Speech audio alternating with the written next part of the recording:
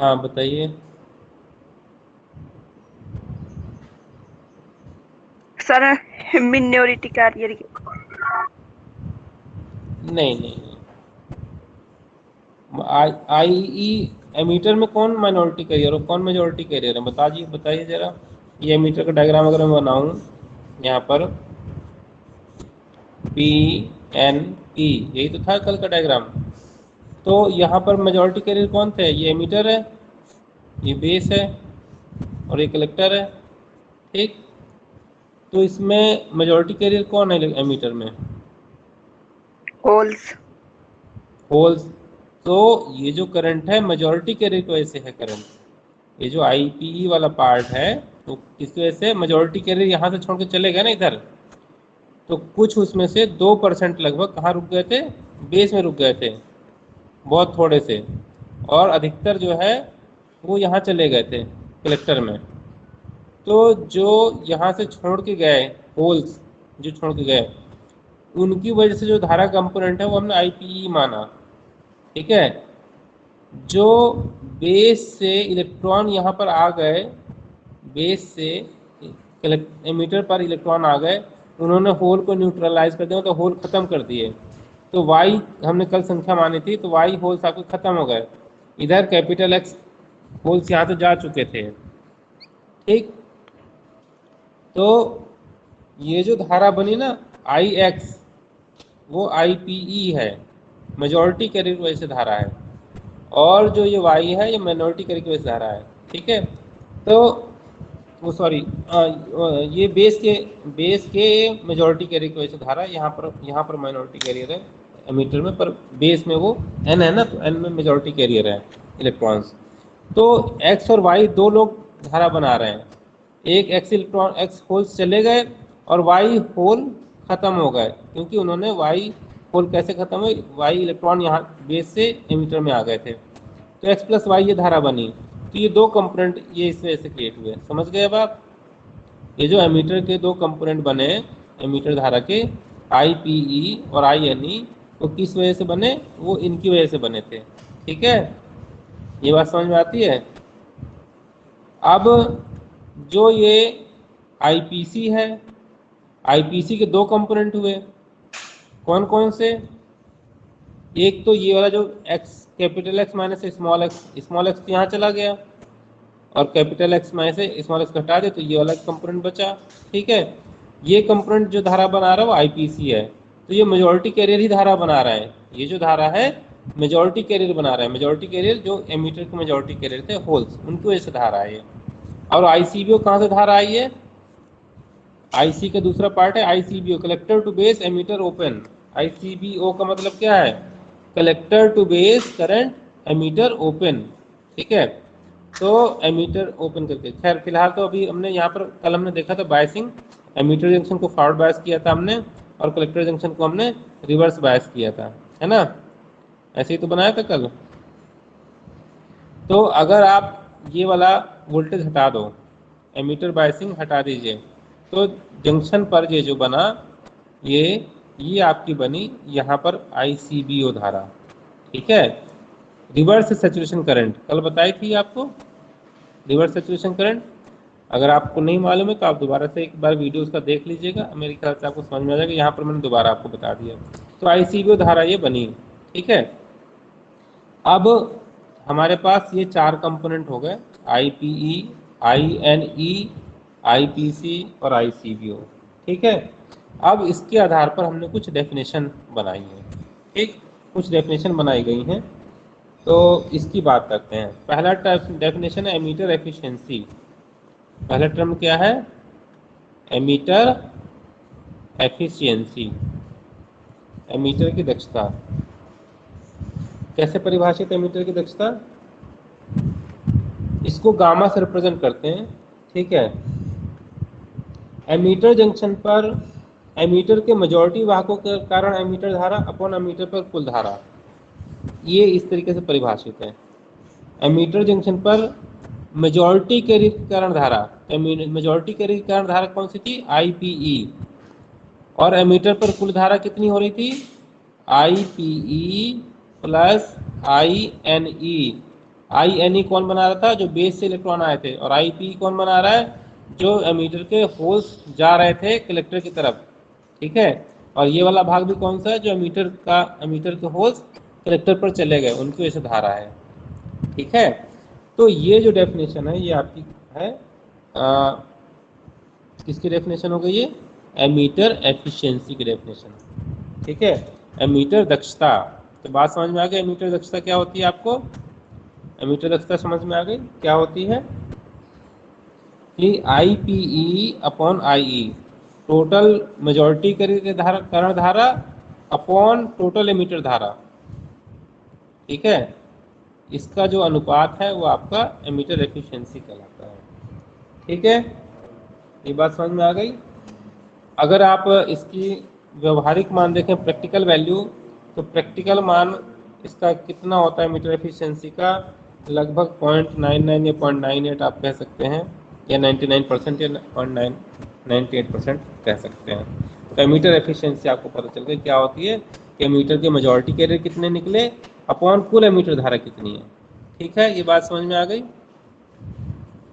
Next है base transport factor. इसको तो गामा से रिप्रेजेंट किया हमने, एमीटर एफिशिएंसी को गामा से रिप्रेजेंट किया।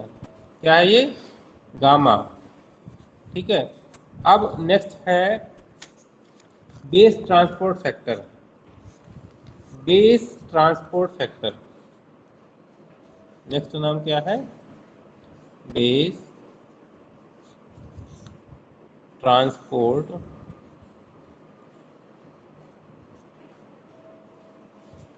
फैक्टर। नेक्स्ट है बेस ट्रांसपोर्ट फैक्टर। ठीक है, इसको हम बीटा डैश से रिप्रेजेंट करते हैं, बीटा डैश से बेस ट्रांसपोर्ट फैक्टर को। ठीक है, बेस ट्रांसपोर्ट फैक्टर कैसे डिफाइन करते हैं इसको, बीटा डैश को, बेस को पार करके कलेक्टर जंक्शन तक पहुंचने वाले वाहकों के करण धारा, बेस को पार करके कलेक्टर जंक्शन तक पहुंचने वाले वाहकों के करण धारा अपॉन एमीटर जंक्शन जेई पार करने वाले मेजॉरिटी वाहकों के करण धारा। तो जो जंक्शन जेसी को पार कर रहे हैं, जंक्शन जेसी को जो पार कर रहे हैं वो आईपीसी बना रहे हैं। ठीक है, जंक्शन जेसी को पार करने वाले charge carrier upon junction JE को पार करने वाले चार्ज कैरियर। ठीक है, इनका रेशियो होता है ये। तो आईपीसी तो वो धारा हुई जो जंक्शन जेसी को पार कर रहे हैं, और जो हमारी जंक्शन जेई को पार करने वाले हैं उसको हमने रिप्रेजेंट किया आईपीई से। आप जानते हैं कि आईपीई में अभी आपने पिछला एग्जाम्पल अभी देखा था आपने, मैंने बताया था कि आईपीई को कौन कौन पार कर रहा है। यहाँ पर देखिए जरा, आईपीई इस जंक्शन ये कौन सा है, जेई है ना, और ये कौन सा है, जेसी। तो जेई को पार करने वाले कौन है, पूरे ये जो सारे एक्स हैं कैपिटल एक्स, ये सारे जेई को पार कर रहे हैं। ठीक है, तो ये जो धारा बना रहे हैं वो कौन सी धारा बना रहे हैं, वो बना रहे हैं आईपीई। ठीक है, तो कौन सी धारा बना रहे हैं, आईपीई बना रहे हैं, यहाँ पर लिखा हुआ है, अभी ऊपर भी लिखा हुआ है ये। और जो कलेक्टर को पार करने वाले हैं वो कौन है, capital X minus small x, क्योंकि स्मॉल एक्स तो यहाँ रुक गए थे, स्मॉल एक्स बेस में रुक गए थे, बचे हुए capital X minus small X. तो capital X minus small X का जो धारा है उसको हमने आईपीसी नाम दिया। ठीक है, पी स्टैंड्स फॉर होल्स और N stands for electron. N जो है इलेक्ट्रॉन को रिप्रेजेंट कर रहा है और पी जो है होल को रिप्रेजेंट कर रहा है। तो यहाँ पर आईपीसी जो आई आपकी वो कौन सी किसकी वजह से आई, जो हमारे कैरियर एमीटर से आए थे और कलेक्टर तक पहुँच गए। ठीक है, तो एमीटर से तो चले थे ज़्यादा, मान लीजिए 100 चले थे, 100 में 2 यहाँ रुक गए और 98 आपके यहाँ पहुँच गए, ये वाली बात हुई। ठीक है, यही इसी के हिसाब से बेस ट्रांसपोर्ट फैक्टर हम डिफाइन कर रहे हैं कि base transport factor is IPC upon IPE. ठीक है, तो इसको बीटा डैश से रिप्रेजेंट करते हैं बेस ट्रांसपोर्ट फैक्टर को, आईपीसी अपॉन आईपीई। ठीक बात, इसमें किसी को डाउट? मतलब जंक्शन जेसी से कितने कैरियर पार हुए, जंक्शन जेई से कितने कैरियर पार हुए, दोनों का जो रेशियो है वो बेस ट्रांसपोर्ट फैक्टर कहलाता है। ठीक है, ये आपसे क्वेश्चन ऑब्जेक्टिव पूछा जा सकता है कि बेस ट्रांसपोर्ट फैक्टर क्या होता है। तो जंक्शन जेसी से पार करने वाले कैरियर की संख्या अपॉन जंक्शन जेई से पार करने वाले कैरियर की संख्या। एक्चुअली बेसिकली जो जितने कैरियर होंगे उतनी धारा बनेगी, तो एक तरीके से हम कह सकते हैं कि कैरियर की संख्या, लेकिन वास्तव में क्या है, धारा। Rate of flow of charge is called current, तो इसलिए हम वो उसी से डायरेक्टली रिलेटेड है, इसलिए मैं इसको कैरियर की भी बात में शब्दों में मैं कह रहा हूँ कि ये जो धारा आईपीसी अपॉन आईपीई ये बेस ट्रांसपोर्ट फैक्टर कहलाती है। ठीक है, इसका मान कितना होता है, अभी आप देख रहे हैं कि 100 इलेक्ट्रॉन चले थे एमीटर से, उसमें x 2 इलेक्ट्रॉन बेस में 100 होल्स चले थे, 2 होल तो बेस में रुक गए और बाकी 98 होल जो कहाँ चले गए, 98 होल आपके कलेक्टर में पहुंच गए। ठीक, तो 98 अपॉन 100 यही तो है आईपीसी बेस ट्रांसपोर्ट फैक्टर, इस तरीके से तो लगभग इसका मान 0.98 या 99 के अराउंड होता है, या 99% कह सकते हैं, 0.99 या 0.98 के around base transport factor beta dash होता है। ठीक है, ये बात समझ में आ गई। नेक्स्ट टर्म है, ये दूसरा टर्म था बेस ट्रांसपोर्ट फैक्टर, पहला हमने देखा मीटर एफिशिएंसी, दूसरा हमने देखा बेस ट्रांसपोर्ट फैक्टर। ठीक है, तो बेस ट्रांसपोर्ट फैक्टर आपको पता चल गया है। अब तीसरी बात करते हैं हम करंट एम्प्लीफिकेशन फैक्टर की। अब किसकी बात करेंगे, current amplification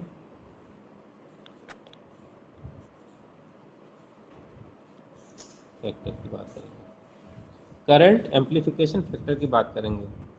current amplification factor alpha DC होता है। ठीक है, इसको कैसे डिफाइन करते हैं, एमीटर से आए वाहकों के कारण धारा अपॉन कुल एमीटर धारा, एमीटर से आए वाहकों के कारण धारा, तो एमीटर से आए वाहकों के कारण धारा कौन सी थी, आईपीसी। ठीक, अपॉन कुल एमीटर धारा, कुल एमीटर धारा कितनी थी, आईई। ठीक, तो आईपीसी अपॉन आईई जो है वो है आपकी करंट एम्प्लीफिकेशन फैक्टर, उसको हम क्या कहते हैं, current amplification factor. Current amplification factor is equal to alpha DC is equal to IPC upon IE.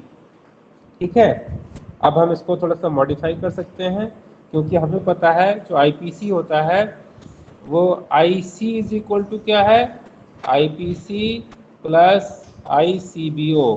ठीक, यहाँ से हम आईसी की टर्म्स में आईपीसी को लिख सकते हैं, आईपीसी इज इक्वल टू हम लिख सकते हैं IPC is equal to IC minus ICBO. ठीक,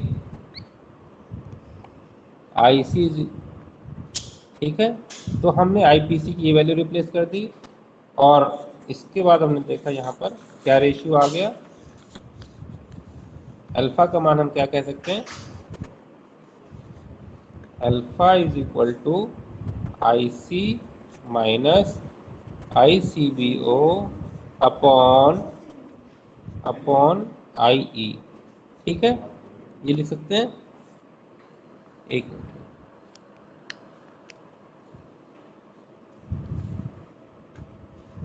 ठीक है, तो अब देखो क्या है, इसको हम लिख सकते हैं, हम ये जानते हैं कि आपने ये आईसीबीओ किस रेंज में होती है, रिवर्स सैचुरेशन करंट है, reverse saturation current micro ampere या नैनो एम्पियर रेंज की होती है, तो बहुत कम वैल्यू की है, और आईसी जो है मिली एम्पियर रेंज की है। तो हम ये जानते हैं कि IC is greater than ICBO. ठीक है, IC is greater than ICBO, इस कारण से हम ये कह सकते हैं कि alpha is equal to IC, approximate equate कर सकते हैं, alpha is approximately equal to IC upon IE. ठीक है, क्योंकि IC is greater than ICBO. ठीक है, तो इस हिसाब से मतलब एक अप्रोक्सीमेट वैल्यू हम कह सकते हैं कि अल्फा आईसी अल्फा डीसी, इसको धारा प्रवर्धन गुणांक बोलते हैं, अल्फा को धारा प्रवर्धन गुणांक, और इसको डीसी फैक्टर की बात करें, हम डीसी के लिए बात कर रहे हैं, तो अल्फा डीसी से रिप्रेजेंट करते हैं बेसिकली इसको। तो धारा प्रवर्धन गुणांक alpha DC is equal to I C upon I E. तो अब आप तीन टर्म जान गए हैं, अल्फा डीसी जान गए हैं, बीटा भी आपने देखा था, beta is equal to I P C upon I P E, ठीक है, बेस ट्रांसपोर्ट फैक्टर था। और एक टर्म और था emitter efficiency gamma. Emitter efficiency कैसे डिफाइन थी कि कितनी कितनी एमीटर करंट, आपकी होल की करंट कितनी, मेजॉरिटी कैरियर की करंट कितनी एमीटर करंट थी अपॉन कुल एमीटर करंट कितनी थी आई ई। तो अब इन तीनों में एक रिलेशन हम निकाल सकते हैं अल्फा बीटा डैश और गामा में। अल्फा बीटा डैश और गामा में हम एक रिलेशन निकाल सकते हैं। क्या रिलेशन है? अगर हम यहाँ पर देखें तो हम लिख सकते हैं alpha D C is equal to, यहाँ पर इसको आप आई पी सी से, यहाँ पर आप लिख सकते हैं ये देखिए इन दोनों की अगर हम गुणा करें I P C upon I P E,